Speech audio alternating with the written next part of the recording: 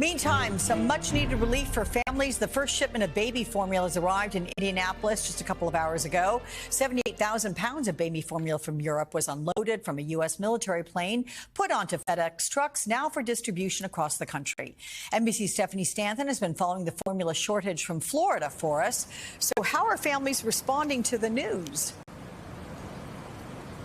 Well, good afternoon to you again, Alex. As you might imagine, at this point, parents are still very concerned about being able to get the formula that they need for their children. As we saw that flight touchdown in Indianapolis with those pallets of baby formula around 10:45 Eastern time.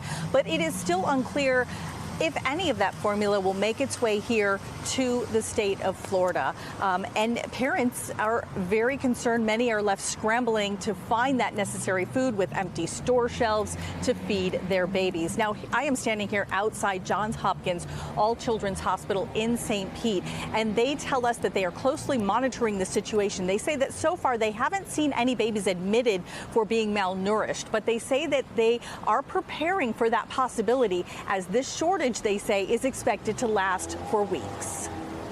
It was like I was in desperate mode because I honestly did not know what to do. And we had to order some online, but then it was like out of stock. Everywhere was out of stock, or they said you could only order one or two. And this is a big boy, so we need to make sure we have enough to feed him. I just tell my families not to freak out, just be calm and, get the supply you need, but don't overbuy and leave what take what you need and leave what you don't for another family. Definitely no diluting formula and no making your own formula at home. That's just not safe for your baby. Now, the good news is Florida is currently not one of the states that is hardest hit by this shortage. Those states include Tennessee, Kansas, Texas, and Nevada. And we are now just getting word that today in New York City, Mayor Eric Adams has formally declared a state of emergency there to help crack down on price gouging. So a very fluid situation. We have some good news coming in, Alex, that those flights are beginning, but there is still a lot of concern out there as to exactly how much formula will be delivered and if, in fact, it will be able to keep up with the needs of babies across this country. As well as cost, as you're saying here in New York City. All right, Stephanie Stanton, thank you so much. Let's go now to Decision 2022, and just 2 days from Georgia's primary. Polls show two Republican frontrunners for governor and Senate. They have the backing of more than 50% of Republicans. Georgia is among 4 states holding primary elections Tuesday. In the Democratic primary, Stacey Abrams is running unopposed for governor, and current Senator Raphael Warnock has quite a huge lead in his bid for the Senate nomination.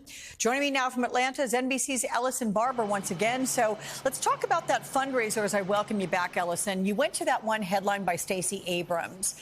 How does the primary look for both sides, and also what are you hearing from voters?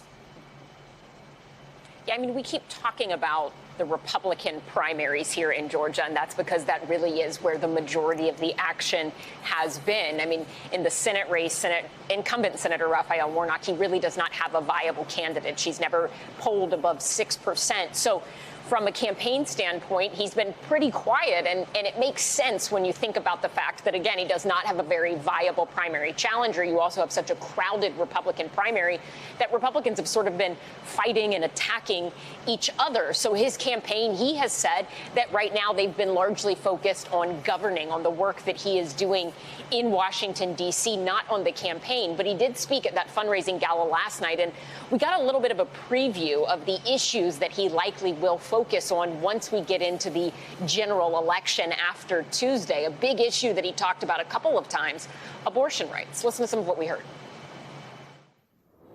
I just happen to think that a patient's room is too small and cramped a space for a woman, her doctor, and the United States government. That's too many people in the room.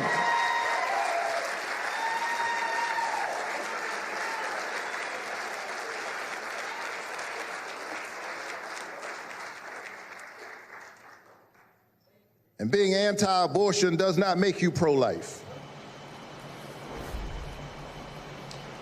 Georgia passed a controversial heartbeat bill that would make abortions illegal before most people know they're pregnant. This is going to be a huge issue in this state. It is something that across the country here, especially, people have very strong feelings on. All of the Republicans in the Senate primary, they have said that they would support an all-out ban on abortion. I expect, Alex, that we're going to hear a lot more on this issue from both sides as we head towards November. Alex. I think you are absolutely right. Okay, thank you, Ellison Barber, for that. Just a programming note for all of you. Tomorrow night, MSNBC's Joy Reid will report.